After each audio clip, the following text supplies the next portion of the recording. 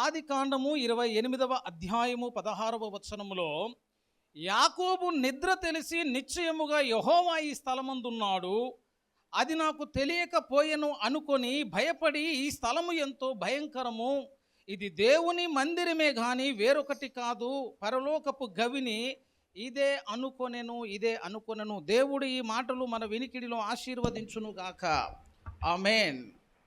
ప్రభునందు నాకు అత్యంత ప్రియులారా, పరిశుద్ధ బైబిల్ గ్రంథములో మనకు ఆది కాండముతో మనం ఆరంభం జరుగుతుంది కదా.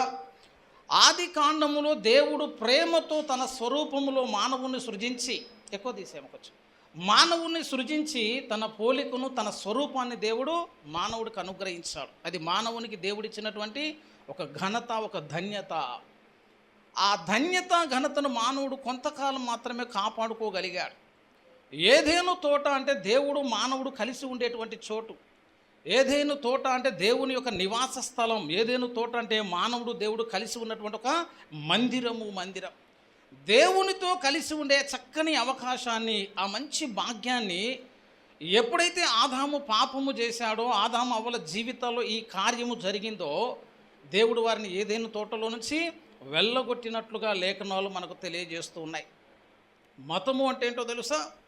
మతము అంటే అర్థం ఏంటంటే, ఆదాము అవ్వలు దేవుని తోటలో నుంచి వెళ్ళగొట్టబడ్డ తరువాత ఆదాము సంతానము తిరిగి మరలా దేవుని కలవటానికి చేస్తున్నటువంటి ప్రయత్నములు. ప్రతి మతము యొక్క ఉద్దేశం ఏంటంటే ఆ దేవుణ్ణి కలవాలి.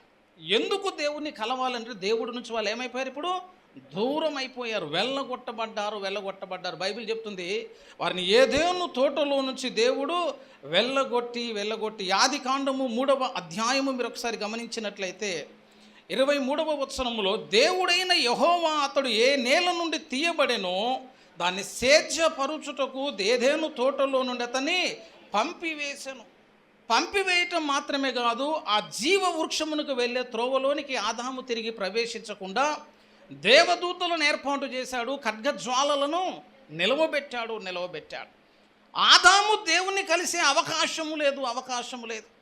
కానీ ఆదాము సంతానము చేసేటువంటి ప్రయత్నాలు ఉంటాయి. చూసావు, ఏ విధముగానైనా నేను దేవుణ్ణి చేరాలి, ఏ విధముగానైనా మరలా దేవుణ్ణి కలుసుకోవాలి అని ప్రతి మానవుడు చేస్తున్నటువంటి ప్రయత్నాలు ఉన్నాయి. చూసావు, ఉద్దేశాలు ఉన్నాయి. చూసావు, విశ్వాసాలు ఉన్నాయి. చూసావు, అభిప్రాయాలు ఉన్నాయి. చూసావు, వాటన్నిటిని ఏమంటామనంటే వాటినే మతము అని చెప్తాం. అంతే. మతం అంటే పెద్ద నిర్వచనం లేదా. బైబిల్ చెప్తున్న నిర్వచనం ఏంటో తెలుసా? మతము అని అంటే విశ్వాసము అని అర్థం అన్నమాట. గలతీలకు రాసిన పత్రిక 1వ అధ్యాయం 23వ వచనంలో అపోస్తలుడైన పౌలు చక్కగా మాట్లాడుతుంటాడు. 1వ అధ్యాయం 23వ వచనాన్ని ఒకసారి చదవండి. 1:23, మునుపు మనలను హింస పెట్టినవాడు తాను పూర్వమందు పాడు చేయుచు వచ్చిన మతమును ప్రకటించుచున్నాడను సంగతి అని ఉంది. మతము అన్న దగ్గర ఫుట్ నోట్లో 4 దగ్గర ఏముందో తెలుసా? విశ్వాసము. మతము అన్నట్టు ఒక అభిప్రాయం. మతము అంటే ఒక విశ్వాసం. కోల్పోయినటువంటి ఆధిక్యతను తిరిగి మానవుడు పొందుకోవడానికి చేస్తున్నటువంటి ప్రయత్నాలు. ప్రతి మతము మంచిగా చెబుతుందని చెప్తున్నాం. దేవుణ్ణి చేరాలి అంటే అన్నదానం చేయాలి, దేవుణ్ణి చేరాలి అంటే వస్త్రదానము చేయాలి, దేవుణ్ణి చేరాలి అంటే నీతి కార్యములు చేయాలి, దేవుణ్ణి చేరాలంటే మంచి పనులు చేయాలి. ఎన్నో అభిప్రాయాలను పెట్టుకొని ఆ అభిప్రాయాలకు అనుగుణంగా కొన్ని సిద్ధాంతాలను ఏర్పాటు చేసుకొని ఒక విధానములో భక్తి చేస్తున్నారు. దాన్ని మతము అని ఒక ముద్ర వేసుకున్నాం. అంతే. ఏ మతము చూసినా కూడా అల్టిమేట్ గోల్ ఏంటంటే టు రీచ్ ద గాడ్. అంతే. దేవుణ్ణి చేరాలి అని ఒక ఉన్నతమైన ఉద్దేశం తప్ప వేరొకటి ఉండదు. ప్రతి మతము ఆ కోల్పోయినటువంటి ఆధిక్యత, వెళ్ళగొట్టబడినటువంటి ఈ మానవుడు తిరిగి దేవుని చేరుకోవటానికి చేస్తున్నటువంటి ప్రయత్నాలు. దేవునికి మానవునికి దూరం పెరిగింది. దేవుని నుంచి మానవుడు వెళ్ళగొట్టబడ్డాడు. ఈ వెళ్ళగొట్టబడ్డ మానవుడు తిరిగి ప్రయత్నాలు చేస్తూ ఉన్నాడు. ఇక ప్రతి మతంలో జరుగుతున్న ప్రతి ప్రయత్నం కూడా ఈ ఉద్దేశమే అని చెప్తున్నారు. ఆ వెళ్ళగొట్టబడ్డ మానవుడు తిరిగి దేవుణ్ణి చేరుకోవాలని అంటే ఒక మార్గము కావాలి. ఇప్పుడు మార్గం లేదు కదా. దేవుడు తోట దగ్గర దేవదూతలను పెట్టాడు, ఖడ్గజ్వాలను నిలవబెట్టాడు, దేవుడు ముఖాన్ని తిప్పుకున్నాడు. మానవుడు ఇప్పుడు దేవునితో కలిసే అవకాశం లేదు. ఇప్పుడు మానవుడు చేసేటువంటి ప్రయత్నాలు ఏంటంటే నేను ఏ విధముగానైనా నువ్వు దేవుని ఇప్పుడు చేరాలి. ఆ పరలోకములో ఉన్నటువంటి దేవుని నువ్వు చేరాలనంటే ఆ పరలోకానికి ఉన్నటువంటి ద్వారము నీకు తెలియాలి, ఆ పరలోకానికి వెళ్ళే మార్గము నీకు తెలియాలి. ఆ వెళ్ళేటువంటి విధానములో చెబుతున్నటువంటి అంశం, ఒక వ్యక్తి దేవుణ్ణి చేరాలి అని అంటే పరలోకపు మార్గము తెలిసి ఉండాలి. దేవుణ్ణి చేరే మార్గము తెలిసి ఉండాలి. దేవుణ్ణి చేరే మార్గం తెలుసు ఉండాలి. లెక్కలు తెలుస్తుందో తెలుసు. అది ఇప్పుడు మనం చదువుకున్నటువంటి మూలవాక్యం మీద చూసాం. యాకోబు నిద్ర తెలిసి నిశ్చయముగా యెహోవా ఈ స్థలమందున్నాడు. మందిరానికి కొన్ని నిర్వచనాలు ఉంటాయి. మందిరము అంటే దేవుడు ఉండేటువంటి చోటు. యెహోవా ఈ స్థలమందున్నాడు. మొట్టమొదటి లక్షణం అది. రెండవది ఏంటంటే ఈ స్థలము ఎంతో భయంకరము. దేవుని మందిరములో ఒక పరిశుద్ధమైన భయం ఉండాలి. భయము అనగానే చూసి భయపడటం కాదు, ఇంకేదో తప్పు చేసినప్పుడు భయపడటం కాదు. ఎంత పరిశుద్ధుడైన ఆయన మందిరంలోనికి వస్తున్నప్పుడు ఎట్లుంటుంది అంటే ఒక పరిశుద్ధమైన భయం ఉంటుంది. పరిశుద్ధమైన భయం ఉంటుంది. తప్పు చేసేటప్పుడు పడే భయం వేరు. ఏ తప్పు చేయకుండా కూడా ఆ పరిశుద్ధ దేవుని సన్నిధిలో నేను నిలవబడాలి అని అంటే కూడా భయపడి దేవుని మందిరంలోకి వచ్చినప్పుడు అట్లాంటి భయముతో ఉండాలి. దేవుడు ఉండేటువంటి చోట అయి ఉండాలి. ఆ మందిరము భయంకరమై ఉండాలి. ఆ స్థలము భయంకరము. మూడోది ఏంటంటే పరలోకపు గవిని. పరలోకపు గవిని అది. ఇంగ్లీష్ బైబిల్లో చూస్తే అక్కడ ఏమిటంటే ద గేట్ ఆఫ్ హెవెన్ అని ఉంటాయి. పరలోకానికి దారి ఇదే. మందిరమునకు ఈ 3 లక్షణాలు ఉండాలి. ఈ 3 లక్షణాలు లేకపోతే దాన్ని అసలు మందిరమే అనే అవకాశమే లేదు. దేవుడు ఉండేటువంటి చోటు, రెండోది ఆ స్థలము భయంకరమైనటువంటి చోటు, మూడోది పరలోకపు గవిని. దేవుణ్ణి చేరేటువంటి ద్వారము ఇదే. ఇందాక చెప్పాను, ఏదేను తోటలో నుంచి మానవుడిని వెళ్ళగొట్టాడు. ఇప్పుడు మానవునికి ఏం దొరకట్లేదని చెప్పా, ద్వారము దొరకట్లే, దేవుణ్ణి చేరే మార్గము దొరకట్లే. వానికి దొరకాలి అంటే పరలోకపును చేరేటువంటి ఒక చక్కని మార్గం ఉంది. నేనే మార్గము అని చెప్పిన ఒక చక్కని వ్యక్తి ఉన్నాడు. అది యోహాను సువార్త గమనించినట్లయితే యోహాను సువార్త 10వ అధ్యాయములో యేసునాథుడు మాట్లాడినటువంటి ఒక చక్కని మాట, 10వ అధ్యాయము గొర్రెలను గూర్చి ఉద్దేశించినటువంటి మాటను మీరు ఒకసారి గమనించినట్లయితే 10వ అధ్యాయము 9వ వచనం, నేనే ద్వారమును, నా ద్వారానే ఎవడైనా లోపల ప్రవేశించిన ఎడల వాడు రక్షింపబడిన వాడై లోపలికి పోవచ్చు, బయటికి వచ్చుచు మేత మేయుచుండును ఉంది. నేనే ద్వారమును, నా ద్వారానే. ఇంకా స్పష్టంగా 14వ అధ్యాయాన్ని ఒకసారి గమనించండి. 14వ అధ్యాయాన్ని మీరు ఒకసారి గమనించినట్టు చదవండి అమ్మా. 6వ వచనం, నేనే మార్గమును సత్యమును జీవమును, నా ద్వారానే తప్ప ఎవడును తండ్రి యొద్దకు రాడు. యేసయ్య పరలోకానికి చేరేటువంటి ఒక చక్కని మార్గం. రెండేంటో తెలుసా, ఆ పరలోకానికి చేరే రక్షకుడు నీకు దొరికిన తర్వాత మరలా నువ్వు ఆధ్యాత్మిక అనుభవాల్లో ఉన్నతిని సాధించుకోవాలంటే మళ్ళీ ఎక్కడికి రావాలా? పరలోకాన్ని చేర్చేటువంటి దేవుని మందిరము దగ్గరకు రావాలి. యేసయ్య నీకు పరిచయం అయితే మార్గం తెలుస్తుంది. ఆ మార్గము గుండా నువ్వు ప్రవేశించాలంటే సంఘ సహవాసం అనేది ఉండాలి. దేవుని మందిరములో నివసించిన అనుభవం ఉండాలి. కాబట్టి మందిరములోనికి వస్తున్నప్పుడు పరలోకపు గవిని నీకు దొరుకుతుంది. యేసయ్య నీకు దొరికినప్పుడు పరలోకపు మార్గము దొరుకుతుంది.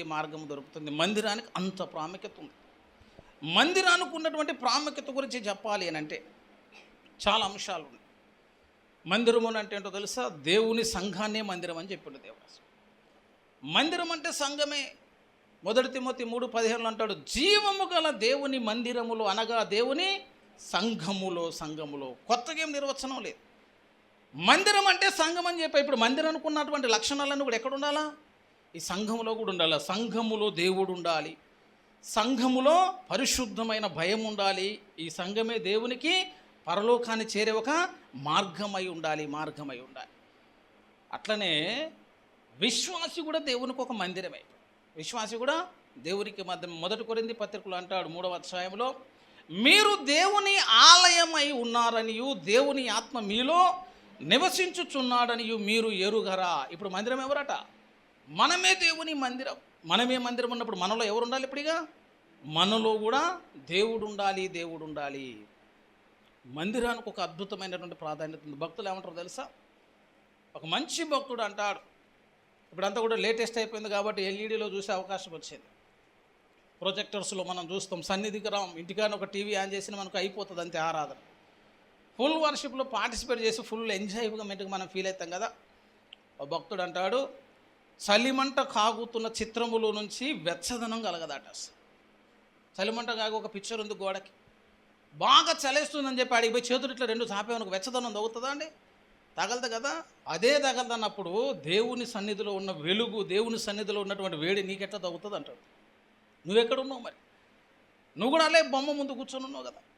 సమాజంలోనికి వస్తున్న అనుభవం కావాలి, సమాజ మందిరంలో పాలు పొందుతున్న అనుభవం కావాలి. మందిరానికి ఉన్నటువంటి ఒక చక్కని ఆధిక్యత ఉంది కాబట్టి అంత్యకాలములో జరిగేటువంటి ఒక సందర్భం, ఒక కార్యం ఏంటంటే సమాజముగా కూడటానికి ఇష్టపడరట. మందిరాలు ఉండవిగా సమాజంగా కూడే అవకాశం ఉండదు. హెబ్రీలకు రాసిన పత్రిక 10వ అధ్యాయాన్ని మీరు ఒకసారి గమనిస్తే, హెబ్రీలకు రాసిన పత్రిక 10వ అధ్యాయం 24వ వచనంలో, కొందరు మానుకొనుచున్నట్టు సమాజముగా కూడుట మానక ఒకరినొకడు హెచ్చరించుచు ఆ దినము సమీపించుట మీరు చూచిన కొలది మరి ఎక్కువగా అలాగూ చెయ్యొచ్చు. ఒక దినము రాబోతుంది, ఆ దినాల్లోకి ఏమైపోతుందంటే ఇక సమాజ మందిరాలకు వచ్చే విశ్వాసులు ఉండరు. మందిరములో కూడి సహవాసం చేసి ప్రేమగా ఉండాలన్న ఆలోచనలు రావు. ఏమైపోతుందంటే సమాజముగా కూడుట మానుట అనేది ఆరంభమవుతుంది. మందిరమే నిన్ను దేవుని సన్నిధానములోనికి చేరుస్తుంది. యేసే నిన్ను పరలోకానికి చేర్చేటువంటి ఒక చక్కని మార్గమై ఉన్నాడు. ఆ యేసు ద్వారా, ఈ మందిరము ద్వారా నువ్వు ఎక్కడికి చేరాలి? ఇప్పుడు పరలోకానికి చేరాలి అంటే ఎట్లుండాలో తెలుసా మరి? యేసు చేత అంగీకరించబడిన అనుభవం కావాలి, యేసు చేత స్వీకరించబడిన అనుభవం కావాలి. ఆయనే మార్గము అని చెప్పాడు కదా. ఆయన మార్గమై ఉన్నాడు. ఎన్నో మార్గాలని, మంచి పనులు చేస్తే పరలోకం పోతామని చెప్పే మతాలు చాలా ఉన్నాయి. అసలు ఇస్లాం థియాలజీ అదే చెప్తుంది. అసలు 5 ఫండమెంటల్స్ ఉంటాయి. ఫండమెంటల్స్ ఫాలో అయిన వెనుక పరలోకం వెళ్ళిపోతుంది. అసలు బుద్ధిజంలో ఒక 3 డాక్ట్రిన్స్ ఉంటాయి. ఆ 3 ప్రకారం ఉన్నామనుకో మోక్షం దొరుకుద్దంటే స్వేచ్ఛ, సమానత్వము, సౌభ్రాతృత్వం. అంతే. అందరికీ స్వేచ్ఛ ఉండాలి, అందరికీ సమానంగా ఉండాలి, అందరి మధ్యలో సహోదర ప్రేమ ఉండాలి. చాలు. ఇక బుద్ధిజంలో 3 డాక్ట్రిన్స్ అల్టిమేట్ అనమాట. ఇస్లాంలో 5 సిద్ధాంతాలు ఉన్నాయి. అట్లా కొన్ని లక్షణాలు పెట్టుకున్నావు కదా. యేసు పరలోకానికి మార్గం అని చెప్పాను చూసావు. ఆ మార్గంలోనికి పోవాలంటే ముందు ఆయన కాచిన రక్తము కిందకు నువ్వు రావాలి అని చెప్తున్నావు. అసలు యేసయ్య సిలువలో కాచినటువంటి రక్తం ఎడల విశ్వాసం ఉంచి, నువ్వు పాపివని గ్రహించి ఆయన నీ పాపాల కొరకు మరణించాడని విశ్వసించి, ఎప్పుడైతే క్రీస్తుని నీ హృదయంలోనికి రమ్మని పిలుస్తావో అప్పుడు యెహోవా ఎక్కడికి వస్తాడో తెలుసా? దేవుడు ఈ స్థలం మందు ఉంటాడు. దేవుడు నీ లోపలికి వస్తాడు గట్టు. నువ్వేమైపోతావుగా? నువ్వు మందిరం అయిపోతావు. నిన్ను చూచిన వాడు భయపడతాడు. నీవే పరలోకానికి ఒక గవినిగా మార్చబడతావు. రక్షణ జీవితం లేకుండా, యేసు రక్తము చేత కడగబడిన అనుభవం లేకుంటే నీకు పరలోకపు గవిని తెలిసినట్టు కాదు. యేసు రక్తం చేత కడగబడిన అనుభవం లేకుండా నువ్వు సహవాసంలో ఉన్న ప్రయోజనం లేదు. యేసు రక్తం చేత కడగబడాలి, రక్షణ పొందిన అనుభవం కావాలి, పాపాన్ని విడిచిపెట్టాలి. అప్పుడు ప్రభు యొక్క సన్నిధానములో నువ్వు చేస్తున్నటువంటి సహవాసం ఏం చేస్తుందో తెలుసా? నిన్ను దేవునికి దగ్గర చేస్తుంది. నీవే పరలోకానికి గవినైపోతావండి.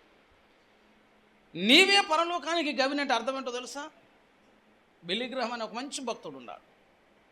బిల్లీ గ్రహం గారు చనిపోయినప్పుడు ఇంగ్లీష్ మ్యాగజైన్లో వేసినటువంటి విషయం ఏంటో తెలుసా? ఒక చక్కని కార్టూన్ వేశారు.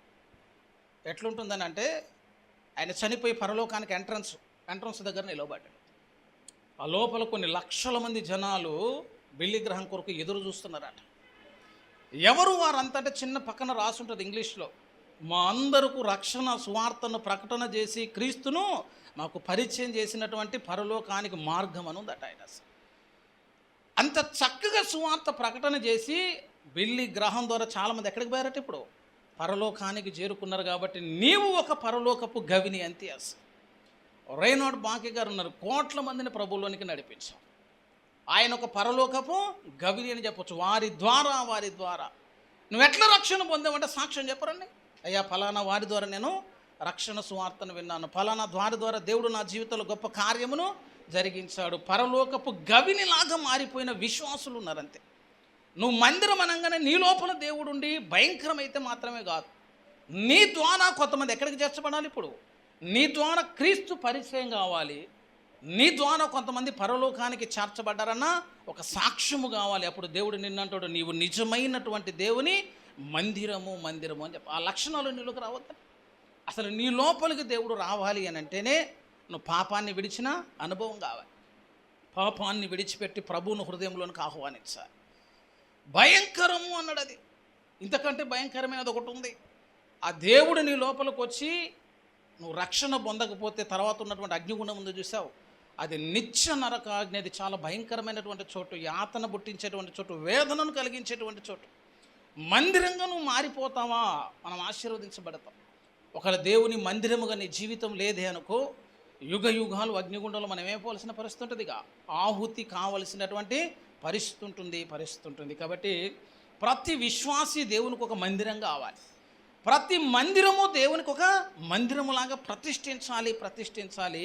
ఆ చక్కని లక్షణాలు మనం కలిగి ఉండాలి. యాకోబు మాట చెప్పిన సందర్భం ఉందో చూశారు.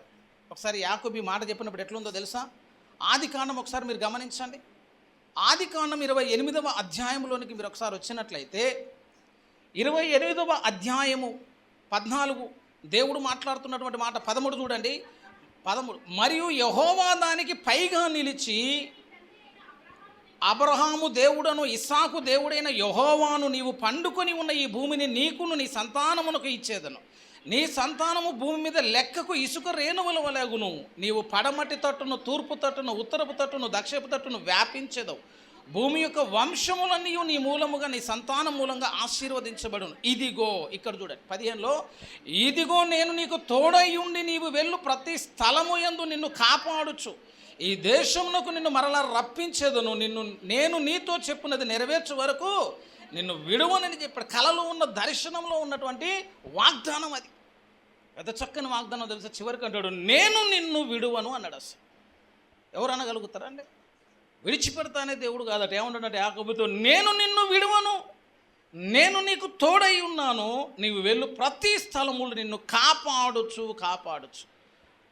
నువ్వు తూర్పు తట్టున, పడమటి తట్టున, ఉత్తరపు తట్టున, దిక్షపు తట్టున వ్యాపించాలని సంతానములను విస్తరింపచాల, వర్ధిల్లాలి. ఈ చక్కని వాగ్దానం ఇచ్చి విడువనన్న దేవుడు ఉన్నాడు. చూసావు ఎన్నిసార్లు కాపాడిండో తెలుసా?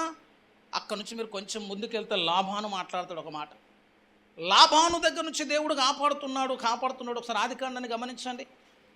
ఆదికాండం ఒకసారి గమనించినట్లయితే 31వ అధ్యాయం 29వ వచనం చూడండి.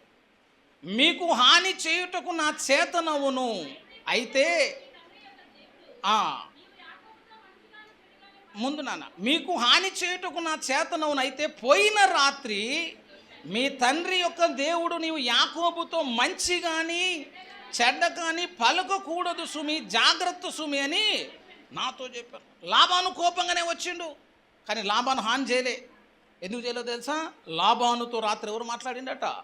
దేవుడు మాట్లాడుతున్నాడు. యాకోబుకు వాగ్దానం చేశాడు, లాబానును గద్దించాడు. లాబాను మౌనమైపోయాడు.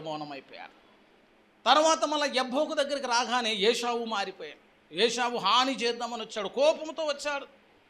యబ్బోకులో యాకోబు చేసిన ప్రార్థన మాత్రమే కాదండి, ప్రార్థన చేసినందుకే అద్భుతం జరగాలి. అంతకంటే ముందు దేవుడు వాగ్దానం చేశాడు, నేను నీకు హాని చేయని అన్నాడు. అంతే, నీవు వెళ్ళు ప్రతి స్థలములో నీకు తోడుంటానని చెప్పాడు. ఏషావు కోపంగా వచ్చినప్పుడు కూడా ఏమైపోయిందో తెలుసా?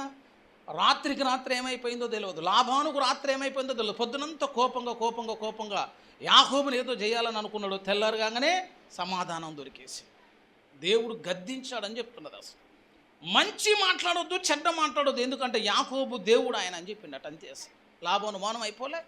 ఏషావు ఏదో హాని చేద్దామని వచ్చాడు, కానీ ఏషావు కూడా ఏమైపోయాడు? మౌనమైపోయాడు. ఎందుకు అంటే ఆ బేతేలులో యాకోబుకి ఇచ్చిన వాగ్దానం అదని చెప్తున్నా. అసలు విడవనన్నాడు అంతే. యాకోబు విడిచిన దేవుడు ఏం చేశాడు? అసలు విడవకుండా అట్లనే పట్టుకుని ఉన్నటువంటి దేవుడు.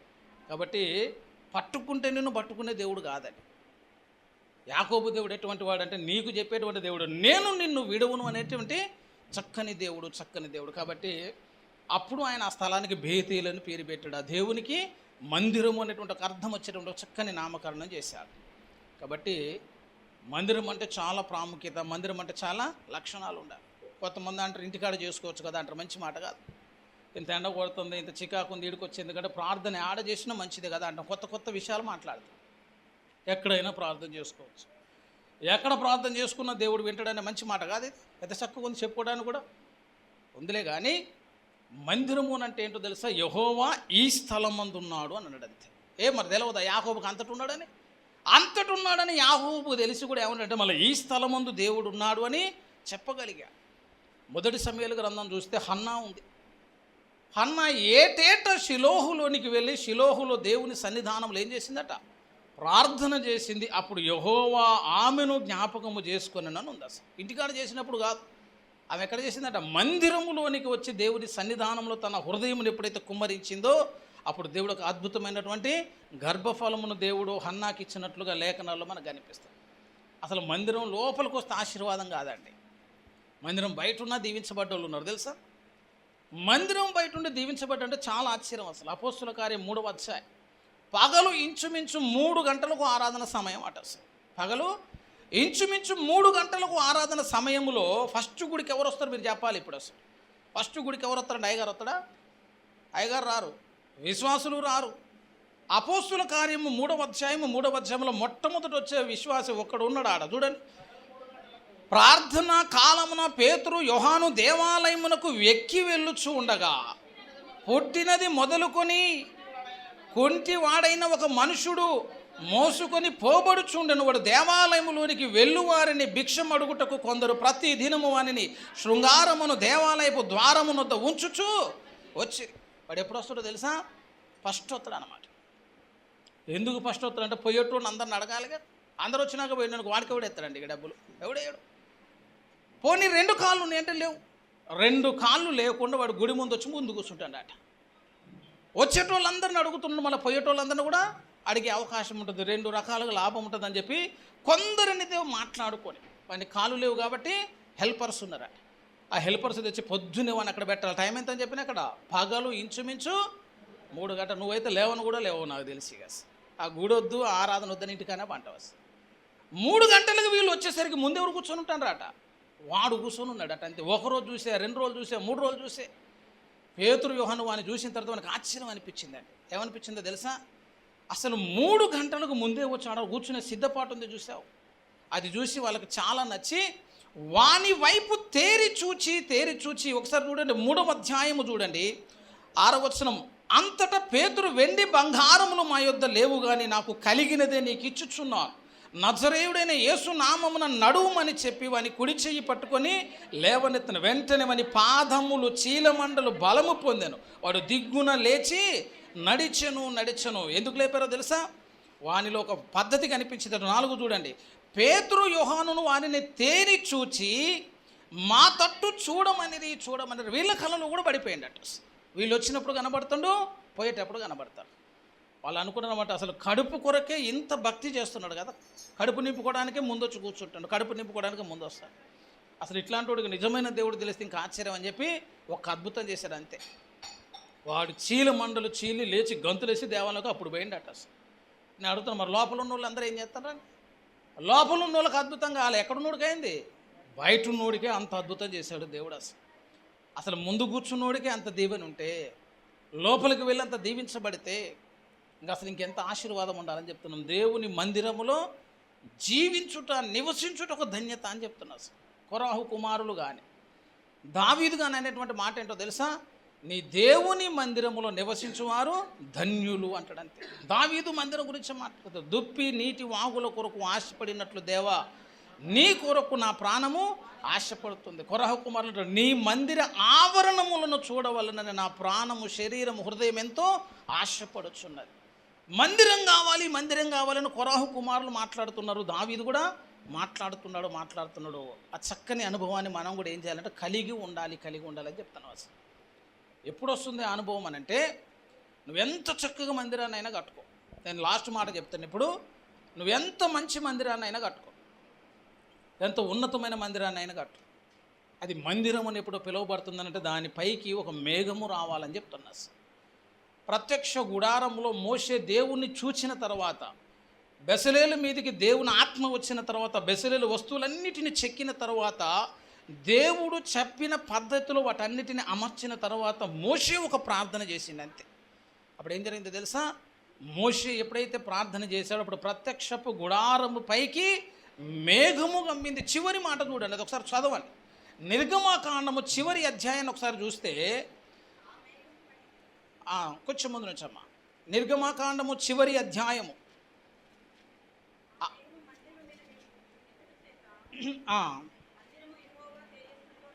34 చూస్తున్నాం. ఓకే. అప్పుడు మేఘము ప్రత్యక్ష గుడారమును కమ్మగా యెహోవా తేజస్సు మందిరమును నింపెను. ఆ మేఘము మందిరం మీద నిలుచుట చేత మందిరము యెహోవా తేజస్సుతో నిండెను గనుక మోషే ప్రత్యక్ష గుడారములోనికి వెళ్ళలేకుండెను. అంతకంటే ముందేం జరిగిందో తెలుసా? ఆ 40వ అధ్యాయం మొత్తం చదవండి. దేవుడు ఎక్కడ పెట్టమన్నాడో వస్తువులు అక్కడ పెట్టారు, ఎట్లా చెక్కమన్నారో అట్లా చెక్కారు. ఆ ప్రత్యక్ష గుడారపు నమూనా మొత్తాన్ని పెట్టి ఒక్కసారి వాళ్ళు ప్రార్థన చేశారంతే. అప్పుడు మేఘము ప్రత్యక్ష గుడారం పైన కమ్మారు. ఏం జరిగిందో తెలుసా? అప్పటిదాకా నీ చేతి పని కనిపించింది, అప్పుడు ఒక కొత్తది వచ్చింది, పైనుంచి వచ్చింది, నీ సంబంధం లేదు. ఆ మేఘం ఎప్పుడైతే ప్రత్యక్ష గుడారం మీదకి వచ్చిందో అప్పటి నుంచి ఇక నాయకుడు ఎవరో తెలుసా? మోషే కాదు. ఇక అప్పటి నుంచి నడిపించేది ఎవరు ఇశ్రాయేల్ అంటే ఆ మేఘము నడిపిస్తుంది. ఒకసారి ఆ మాట కూడా చూడండి. 36 మేఘము మందిరము మీద నుండి పైకి వెళ్ళున్నప్పుడెల్లను ఇశ్రాయేలీలు ప్రయాణమైపోయిరి. ఇదే వారి ప్రయాణ పద్ధతి. ఆ మేఘము పైకి వెళ్ళని ఎడల అది వెళ్ళు దినము వరకు వారు ప్రయాణము చేయకుండా. మీరు అనుకోవచ్చు కదా, ఇశ్రాయేలు ఎక్కడెక్కడ ఆగుతున్నారో తెలిసిన స్థలాలు ఉన్నాయి చూసావు. సీనాయిలో ఆగారు, రెఫీదీములో ఆగారు, ఏతాములో ఆగారు, ఎర్ర సముద్రం మార్గం గుండా వెళ్ళిపోయారు. ఎన్ని అనుభవాలు ఉన్నాయి చూసావు. వాళ్ళు విడిది చేసిన స్థలాలన్నీ ఎవరు చెప్తున్నారా అని అడుగుతున్నారు. పలానా దగ్గర ఆగాలని ఎవరు చెప్తున్నారో తెలుసా? ఈ మేఘం అక్కడి నుంచి లేచి అక్కడ కదులుతుంది అంతే. ఈ మేఘం ఎప్పుడైతే లేస్తుందో అప్పుడు వాళ్ళందరూ ప్రయాణంలోకి వెళ్ళిపోతున్నారు. అది ఎక్కడైతే ఆగుతుందో మళ్ళీ అక్కడ గుడారం వేసుకోవాలి. ఇది ఇశ్రాయేలీల ప్రయాణ పద్ధతి. అప్పుడు పరిశుద్ధాత్మ మేఘం అనేది అక్కడికి వచ్చినప్పుడు ఆ మేఘంలోనికి ప్రభావం వచ్చింది. ఇప్పుడు మనం కూడా మందిరాలు కట్టుకుంటాం కదా, కట్టుకొని ఎంత చేసుకున్నా కూడా ఏం ప్రయోజనం లేదు. ఏముండాలి పైన? ఇప్పుడు పైన డెకరేషన్ ఉండాలి, సీలింగ్ మంచిగా ఉండాలి, ఏసీలు పెట్టుకోవాలి, ఒక్కపోయేది ఇవన్నీ పెట్టుకొని కాము కూర్చుంటే ఉపయోగం లేదండి. వీటన్నిటిపైన ఏముండాలంటే దేవుడు పంపిన షకీనా మేఘం ఉండాలి.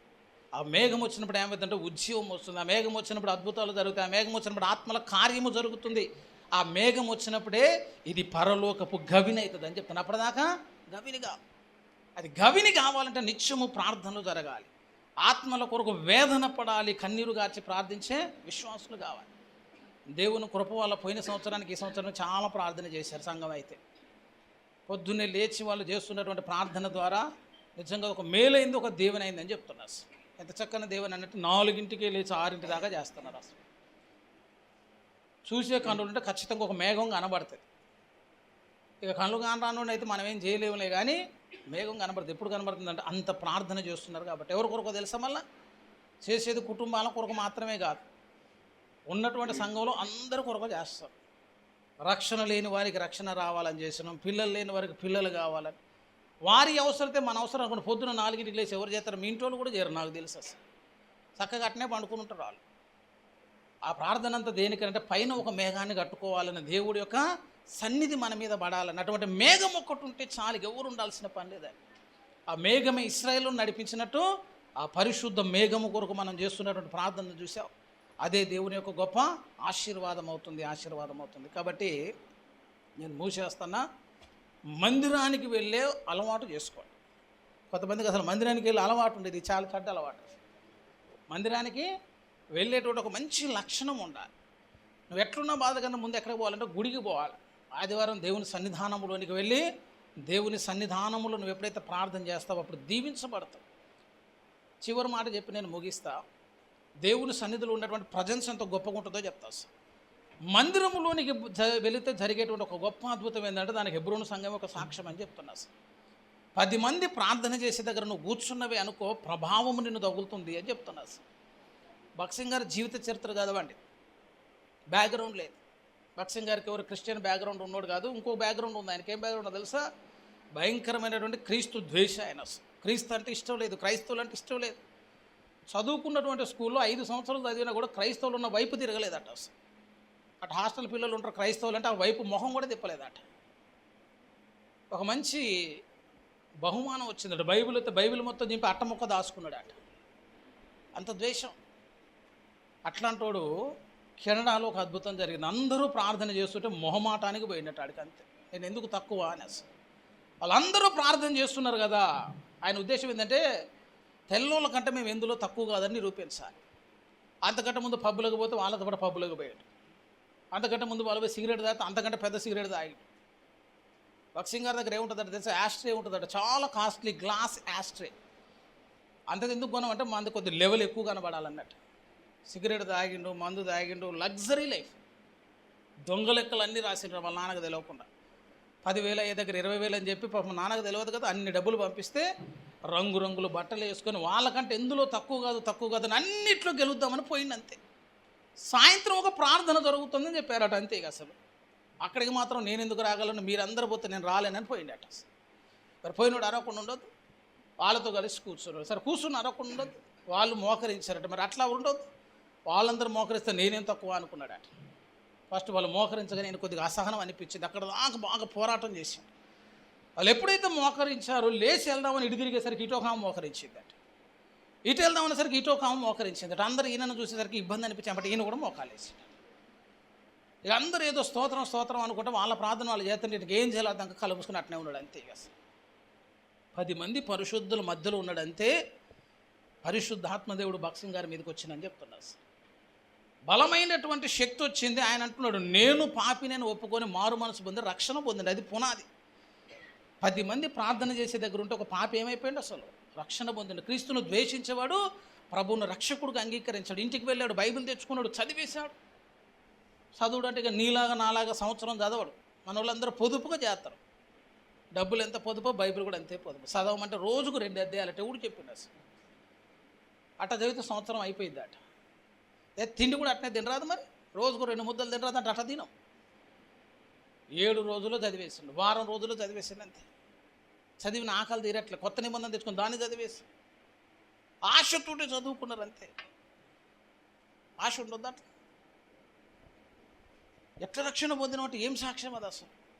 ఒక 10 మంది ప్రార్థన చేస్తుంటే మధ్యలో మోకరిల్లినోడు అంత ప్రభావంతో నింపబడి దేవుని చేత పట్టబడి గొప్ప సేవ చేసి 1000 సంఘాలు కట్టిండు. అసలు దేనికి ఉన్నటువంటి శక్తి తెలుసు, అది సహవాసానికి ఉన్నటువంటి శక్తి అని చెప్తున్నాము.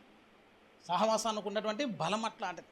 కాలుతున్నటువంటి కట్టెల మధ్య ఒక కాలని కట్టె కూడా ఏమైపోద్ది, ఇప్పుడు కాలిపోయింది అంతే. 10 కట్టెలు కాలుతున్నాయి, ఒక కట్టె అందులో వేయి, ఈ 10తో పాటు 11 కూడా ఏమైపోతుంది, కొద్దిసేపు అయ్యేసరికి కాలుతూనే ఉంటుంది. 10 కాలుతా ఉన్నాయి, ఒకటి తీసి పక్కన పెట్టు, ఏమైపోద్ది తెలుసు, కొద్దిసేపు కాలి ఆరిపోతుంది. అంటే అర్థమైందనంటే విశ్వాసపులు నువ్వు ఎప్పుడూ బలంగా ఉంటావని చెప్పలేవు. కొన్నిసార్లు నువ్వు బలహీనపడవచ్చు. ఆ బలహీనమైనప్పుడు ఈ సంఘ సహవాసం ఏం చేస్తుందంటే వాళ్ళ మంట నీకు కూడా తగులుతుంది. కాబట్టి నువ్వు కూడా ఏం చెప్తుందంటే మండించబడతావు. సహవాసములో నీవు మంట నీకు కూడా తగులుతుంది కాబట్టి నువ్వు దీవించబడతావు. కాబట్టి సహవాసానికి అంతా ప్రాముఖ్యత ఉంది. చివరి మాట చెప్తున్నా, అసలు అపోస్తులు వేసినటువంటి పునాదిలో అపోస్తుల బోధ యందును, రెండోది ఏంటి, సహవాసమందును. ఆ సహవాసం ఎంత బలంగా ఉంటుందో మన ఆధ్యాత్మిక జీవితం కూడా అంతే బలంగా ఉంటుంది. ఆ సహవాసం దొరికే చోటు దేవుని యొక్క మందిరంలో. కాబట్టి మందిరానికి అనుదినం వెళ్ళేటువంటి ఒక చక్కని లక్షణాన్ని మనం కూడా కలిగి ఉందాం. ఈ మందిరాన్ని కూడా దీవించినట్లు ప్రార్థన చేసుకుందాం. చిన్న మాట ప్రార్థన చేసుకుందాం.